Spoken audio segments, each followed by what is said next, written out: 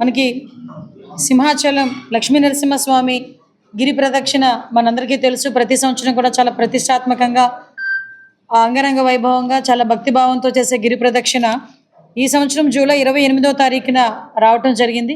దానికి సంబంధించి ఇప్పటికే ప్రిపరేటరీ మీటింగ్స్ గౌరవ కలెక్టర్ గారు, అదేవిధంగా సిపి గారు ఆధ్వర్యంలో, జీవీఎంసీ కమిషనర్ గారి ఆధ్వర్యంలో, అదేవిధంగా ప్రజాప్రతినిధుల ఆధ్వర్యంలో 2-3 మీటింగ్లు కూడా చేయడం జరిగింది. అదేవిధంగా ఎండోమెంట్ డిపార్ట్మెంట్ వాళ్ళతో కలిసి ఈరోజు కూడా లోకల్ ప్రజాప్రతినిధులు, అదేవిధంగా అఫీషియల్స్ అందరం కలిసి ఈరోజు ఇక్కడ ఏర్పాట్ల గురించి, అదేవిధంగా భక్తులకు ఎటువంటి ఇబ్బంది కలగకుండా చూడటం ఒక ఎత్తు అయితే, ఆ 2 రోజులు కూడా ట్రాఫిక్ ఇబ్బందులు కలగకుండా చూసుకోవాల్సిన బాధ్యత కూడా ఈరోజు మా డిపార్ట్మెంట్ మీద, అడ్మినిస్ట్రేషన్ అందరి మీద ఉంది. కాబట్టి దీని మీద ప్రత్యేకంగా దృష్టి పెట్టడం జరిగింది. అయితే ఈరోజు మీ అందరికీ తెలుసు, లాస్ట్ ఇయర్ చూసుకుంటే గిరి ప్రదక్షిణకి దగ్గర 5 లక్షల మందికి పైగా భక్తులు గిరి ప్రదక్షిణ చేయడం జరిగింది. సుమారుగా 32 కిలోమీటర్లు. ఎంత భక్తిభావంతో చేస్తారంటే మధ్యాహ్నం మొదలైన గిరి ప్రదక్షిణ నెక్స్ట్ డే మార్నింగ్ వరకు కూడా జరుగుతూనే ఉంటుంది. నిజంగా ఆ టైంలో 32 కిలోమీటర్లు కూడా జనసందోహంతో ఎక్కడిదక్కడ ప్రజలు కూడా నడుస్తూ భక్తిభావంతో ముందుకెళ్ళి ఆ నరసింహస్వామిని తలుచుకుంటూ ముందుకెళ్లే పరిస్థితి కూడా మనందరికీ కూడా తెలుసు. దాని నేపథ్యంలోనే 32 కిలోమీటర్లు ఏదైతే గిరి ప్రదక్షిణ రూట్ ఉందో ఆ రూట్ ఇప్పటికే డిపార్ట్మెంట్ వాళ్ళు, అదేవిధంగా ప్రజాప్రతినిధులు ఇప్పటికే జాయింట్ ఇన్స్పెక్షన్స్ కూడా చేయడం జరిగింది. జాయింట్ ఇన్స్పెక్షన్స్ చేయడమే కాకుండా కొన్ని చోట్ల ఏదైనా ఇబ్బందులు ఉంటే కనుక డిపార్ట్మెంటల్ కోఆర్డినేషన్తో ఎక్కడ కూడా భక్తులు నడిచేటప్పుడు ఎటువంటి ఇబ్బంది కలగకుండా చూసుకోవాల్సిన బాధ్యత కూడా తీసుకున్నారు.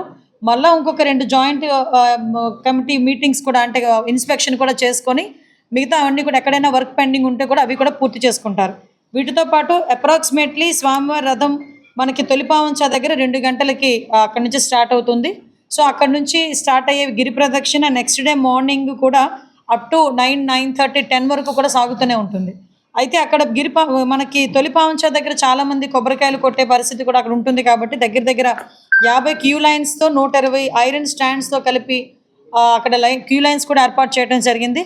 భక్తులు ఎవరు కూడా ఎటువంటి ఇబ్బందులు పడకుండా అక్కడికి వచ్చి వాళ్ళు మొక్కులు తీర్చుకొని మళ్ళీ స్టార్ట్ అయ్యే పరిస్థితి కూడా కనిపిస్తూ ఉంది.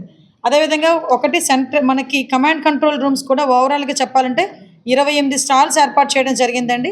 32 కిలోమీటర్లు మొత్తం అంతా కూడా అదంతా నడిచే దారి అంతా వాటిలో 28 స్టాల్స్, హెల్పింగ్ సెంటర్స్ కూడా ఏర్పాటు చేయడం జరిగింది. గిరి ప్రదక్షిణ సహాయ కేంద్రాలు అనే పేరు మీద అందులోని administrative side, revenue side, police side, health side, all line departments ఏవైతే ఉన్నారో వాళ్ళందరూ కూడా అక్కడ ఉంటారు. 28 కౌంటర్స్ దగ్గర సహాయ కేంద్రాలు అక్కడ కూడా ఉంటారు. వాళ్ళతో పాటు 7 కంట్రోల్ రూమ్స్ ఏర్పాటు చేయడం జరిగింది. ఈ 7 కంట్రోల్ రూమ్స్ దగ్గర కూడా పబ్లిక్ అడ్రసింగ్ సిస్టమ్ దగ్గర నుంచి వాటర్ ఫెసిలిటీస్ అన్నీ, అంటే 32 కిలోమీటర్ల పరిధిలోని కూడా వాటర్ ఫెసిలిటీస్ కల్పిస్తూనే 7 కంట్రోల్ రూమ్స్ దగ్గర కూడా సపరేట్గా water facility, public addressing system, medical camp అన్నీ కూడా రన్ అవుతాయి.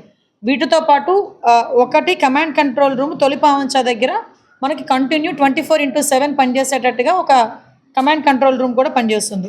వీటితో పాటు 115 వాటర్ పాయింట్స్ని ఐడెంటిఫై చేసి 115 వాటర్ పాయింట్స్ని కూడా పెడుతున్నాం. మీకు తెలుసు యోగాంధ్ర టైంలో బబుల్స్ని ఎలాగైతే పెట్టామో అదేవిధంగా ఇక్కడ 115 పాయింట్స్లో వాటర్ బబుల్స్ని కూడా ఏర్పాటు చేయడమే కాదు, సపరేట్గా మళ్ళీ వాటర్ ప్యాకెట్స్ కానీ వాటర్ బాటిల్స్ కానీ అవైలబిలిటీ ఉంటుంది.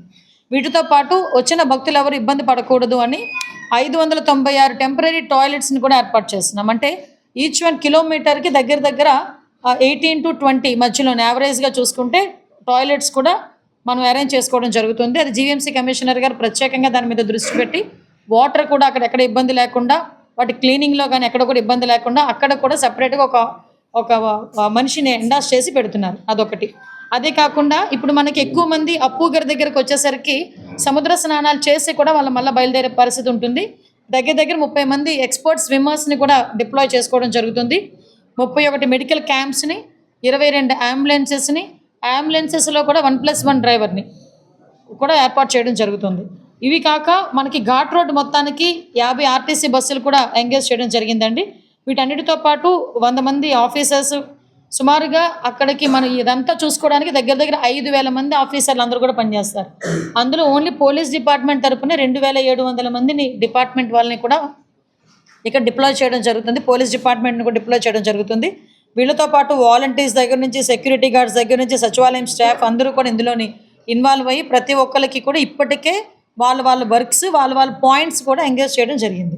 వాటితో పాటు చాలా అంటే ఇక్కడ మనకి మేజర్గా వచ్చే ప్రాబ్లం ఏమవుతుందంటే 28 తారీఖున సుమారుగా ఎడ్యుకేషన్ డిపార్ట్మెంట్ వాళ్ళు కొన్ని ఐడెంటిఫై చేసుకొని దగ్గర 220 స్కూల్స్కి ఆ ఒక్కరోజు లోకల్ హాలిడే డిక్లేర్ చేస్తున్నాం. 220 స్కూల్స్, ఎందుకంటే ఐన్ రూట్లోని స్కూల్ పిల్లలు ఇబ్బంది పడకూడదని 220 స్కూల్స్ని ఐడెంటిఫై చేశారు. వాళ్ళందరికీ కూడా 28వ తారీఖున local holiday. Private schools and government schools రెండు కూడా, కాలేజెస్ కూడా అన్నీ కూడా, విద్యాలయాలన్నీ కూడా ఆ రోజు హాలిడే ప్రకటించడం జరిగింది. పబ్లిక్ అడ్రసింగ్ సిస్టమ్స్ కూడా మొత్తం 40 పబ్లిక్ అడ్రసింగ్ సిస్టమ్స్, దారి పొడుగున లైటింగు, దారి పొడుగున సీసీటీవీ కెమెరాలు, ఎవ్రీథింగ్ ఈసారి పకడ్బందీగా ఏర్పాటు చేసుకోవడం జరిగింది. ఇదే కాకుండా మీకు తెలుసు RFID ట్యాగింగ్ సిస్టమ్ మీకు లాస్ట్ టైం నుంచి ఉన్నదే. ఎప్పుడు కూడా పిల్లలకి ఎక్కడ కూడా తప్పిపోకుండా, పిల్లలు పెద్దవాళ్ళు తప్పిపోకుండా ఉండేదానికి ఆ ట్యాగింగ్ సిస్టమ్ కూడా ఏర్పాటు చేస్తున్నాం. ముఖ్యంగా ట్రాఫిక్ విషయంలో మనం చూసేసరికి అండి, చాలామంది రకరకాలుగా ట్రాఫిక్ ఎలా ఆగిపోతుంది అలా అంటే లాస్ట్ ఎక్స్పీరియన్సెస్ కొన్ని ఉన్నాయి, వాటిని బేస్ చేసుకొని అదేవిధంగా కొంతమంది ఇచ్చిన సూచనలు సలహాలు, ఈరోజు సోషల్ మీడియాలో చాలామంది సూచనలు సలహాలు కూడా ఇస్తున్నారు, వాటన్నింటినీ కూడా బేస్ చేసుకొని హెవీ వెహికల్స్ డైవర్ట్ మాట ఆ ఒక్కరోజు ఆనందపురం నుంచి సబ్బవరం హైవే మీదకి వెళ్తున్నాయి. అదేవిధంగా 2 వీలర్ 3 వీలర్ కూడా డైవర్ట్ ఏం చేస్తున్నామంటే ఆనందపురం నర్వ రోడ్లో సిచ్యువేషన్ని బేస్ చేసుకొని పంపిస్తాం. సిచ్యువేషన్ని బేస్ చేసుకొని మీరు దయచేసి మీ ద్వారా ప్రజలు కూడా పెట్టేది ఏంటంటే, ప్రతి సంవత్సరం మన దగ్గర ప్రతిష్టాత్మకంగా జరిగే గిరి ప్రదక్షిణ ఎవరి భక్తులు చాలా దూర ప్రాంతాల నుంచి మన దగ్గరికి వస్తారు. 5 లక్షల మంది లాస్ట్ టైం వచ్చారంటే, ఈసారి మా కలెక్టర్ గారు అయితే 10 లక్షల మందిని మేము చూసుకోవాల్సి వస్తుందండి మేడం అని చెప్పారు. ఈవెన్ 10 లక్షలకైనా మేము రెడీగా ఉన్నాం. ఈరోజు 10 లక్షల మంది వచ్చి ప్రజలందరూ కూడా గిరి ప్రదక్షిణ చేసినా కూడా ఏర్పాట్లు మాత్రం అంతవరకు చేస్తున్నాము. కాబట్టి లోకల్లో ఉన్న ప్రజలు కూడా దయచేసి కొంచెం ఆ రోజు సమయం పాటించి డిపార్ట్మెంట్ వాళ్ళకి సహకరించాల్సిందిగా పబ్లిక్ అందరినీ కూడా మా అందరి తరపున మేము కోరుకుంటున్నామండి. పార్కింగ్ ఏరియాస్ కూడా అరౌండ్ 52 పార్కింగ్ ఏరియాస్ పెట్టాం. అంటే వచ్చిన గిరి ప్రదక్షిణ చేసిన ప్రతి ఒక్కరు మ్యాక్సిమం కొండ మీదకి వెళ్ళి దర్శనం చేసుకోరు. కానీ అయినప్పటికీ కూడా లాస్ట్ ఇయర్ 40,000 మంది దర్శనం చేసుకున్నారు. కాబట్టి ఈసారి 80,000 మంది దర్శనాలకి కొండ మీద కూడా ఏర్పాట్లు కూడా అన్నీ క్లియర్గా చేసుకున్నాం. దర్శనం అవైలబిలిటీ కూడా మార్నింగ్ 4:30 నుంచి స్టార్ట్ అవుతుంది దర్శనం అవైలబిలిటీ. యాజ్ ఆఫ్ దట్ మీకు సేవలు, ఆర్జిత సేవలు ఆ రోజు ఏ సేవలు కూడా ఉండవు 28వ తారీఖున.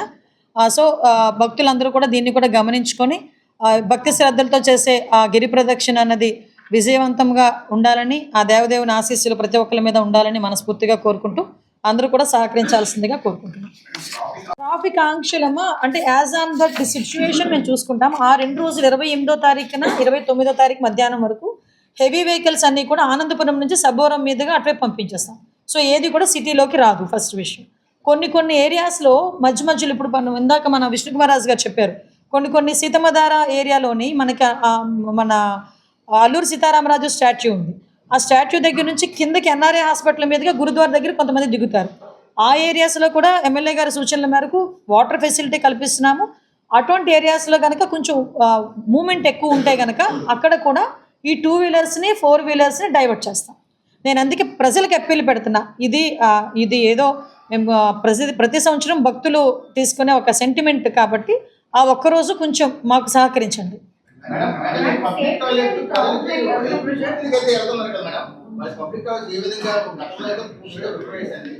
ఈసారి అందుకే ఏం చేస్తున్నామంటేనండి, పబ్లిక్ టాయిలెట్స్ ఎక్కడైతే ఉన్నాయో 6 దగ్గర మీకు ఇందాక చెప్పానండి, 600 దగ్గర పెడుతున్నామంటే ఒక్కొక్క కిలోమీటర్కి 20 ఉంటున్నాయండి.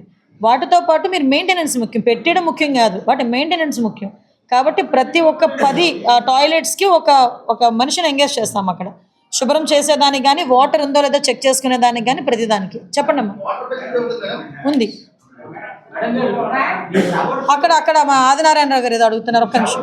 ఒక్క నిమిషం అక్కడ అయిపోయినాయండి. ఒక్క నిమిషం ప్లీజ్ అమ్మా.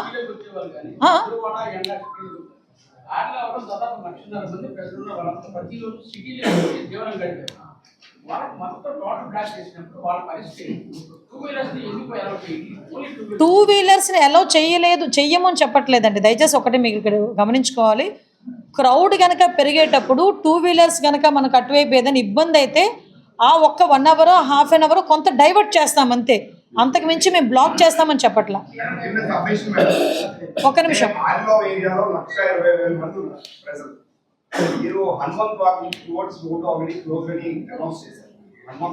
అందుకే దానికే చెప్తున్నానండి. ఈ లెఫ్ట్ సైడ్ ఏరియా సబ్మిషన్ అంటే ఆ ఏరియా వాళ్ళు లాస్ట్ టైం గొడవ పడింది, హనుమంతవాక్ నుంచి పంపించారు. వాళ్ళ ఇల్లు హైవే నుంచి 100 మీటర్ల డిస్టెన్స్, వెహికల్ పార్క్ చేయడానికి పాసిబిలిటీ లేదు, అక్కడ లోపల రావడానికి వే లేదు, నడవడానికి దారి లేదు. సో అలాంటి ప్రజలకి ఏం చేయబోతుంది? ఇప్పుడు పైనాపిల్ కాలనీ ఉంది, పైనాపిల్ కాలనీకి అసలు సింగిల్ వెహికల్ కూడా వెళ్ళడానికి లేదు. సో ఆయన ఆ ప్రాంతంలో ఉన్న వాళ్ళకి ఏం చేస్తారు? అట్ ద సేమ్ టైం ఇప్పుడు ఎక్కడ శ్రీకాకుళం విజయనగరం నుంచి భక్తులు వస్తున్నారు. సో వాళ్ళు సింహాచలం వెళ్ళాలి. ఇక్కడ హనుమంతవాక్ దగ్గర గంట నుంచి ఒక్కొక్క పర్సన్ వెంకోజీపాలెం నుంచి హనుమంతవాక్ వెళ్ళడానికి 4 to 4.5 hours పడుతుంది. నైట్ 7 నుంచి అప్ టు 11, నాట్ బిఫోర్. రాత్రి ఏదైతే యాత్ర స్టార్ట్ అవుతుందో ఆ రోజు 7 గంటల నుంచి రాత్రి 11, 12 వరకు 4 నుంచి 5 గంటల వరకు కేవలం 2 kilometers డిస్టెన్స్. కానీ ప్రతి ఏడాది ఇది జరుగుతుంది సబ్మిషన్ అనుకో. ఏ ఇయర్ కూడా ఫుట్ఓవర్ బ్రిడ్జెస్ ప్లాన్ చేస్తామని ప్రభుత్వం అన్ని ప్రభుత్వాలు చెప్తున్నాయి. ఇప్పుడు వచ్చి ఎక్కువ చేయట్లేదు, పీక్ పాయింట్స్ ఐడెంటిఫై చేస్తుంది. ఇక్కడ ఇంకొకటి చాలా మందికి ఏంటంటే తొలి పావంచా దగ్గరికి వచ్చి దండం పెట్టుకుని కొబ్బరికాయ కొట్టిన తర్వాత మళ్ళీ తొలి పావంచా దగ్గరికే వస్తేనే గిరి ప్రదక్షిణ కంప్లీట్ అయినట్టు అన్నది చాలా మంది భక్తుల్లో ఉన్న ఆలోచన. కానీ ఇందాక మేము పంతులు గారిని వీళ్ళందరినీ అడిగితే గిరి ప్రదక్షిణ అన్నది ఎక్కడి నుంచైనా స్టార్ట్ చేసి మళ్ళీ సేమ్ అక్కడే ప్లేస్ దగ్గరికి వచ్చి కొబ్బరికాయ కొడితే అది కూడా గిరి ప్రదక్షిణే. ఇది చాలా మంది భక్తుల్లోకి కొంత తెలియలేదు. ఇందాక పంతులు గారు చెప్పి మేము అడిగాం క్లియర్గా ఏంటి విషయం అండి. దానికి ఏం చేస్తున్నారంటే ఇప్పుడు దేవస్థానం వాళ్ళు స్వామివారి రిప్లికాస్ ఏదైతే ఉన్నాయో స్వామివారి ఆ నమూనాలన్నీ కూడా సుమారుగా ఒక 4-5 ప్లేసుల్లో కూడా పెట్టేదానికి ప్రయత్నం చేస్తున్నారు ఇప్పుడు. అంటే దగ్గర మేమైతే ఒక 6 ప్లేసుల్లో పెట్టండి అని చెప్తున్నాం. ఆ 6 ప్లేసుల్లో ఎక్కడైనా కూడా వాళ్ళు కొబ్బరికాయలు కొట్టొచ్చు. అక్కడ దేవాదాయ శాఖకు సంబంధించిన అఫీషియల్స్ పూజారి ఉంటారు, డిపార్ట్మెంట్ ఉంటారు, బ్యారికేడింగ్ ఉంటుంది.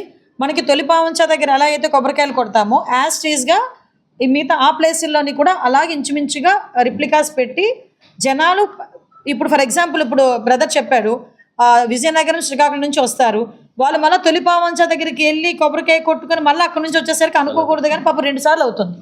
వాళ్ళకి అలా కాదు, వాళ్ళకి వచ్చేటప్పుడే ఈ వెంకోజీపాలెం దగ్గర నియర్ బై ఎక్కడైనా రిప్లికా కనుక ఉంటే వాళ్ళు అక్కడే స్టార్ట్ చేసి మళ్ళీ అక్కడికి ఎండ్ చేయొచ్చు.